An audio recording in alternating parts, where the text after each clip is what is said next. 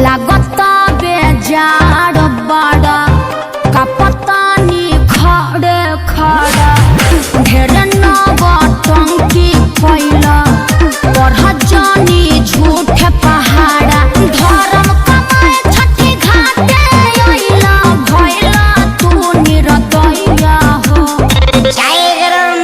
अरे पहिले पिहे तिवैया तबे मिली तो हके चाहिया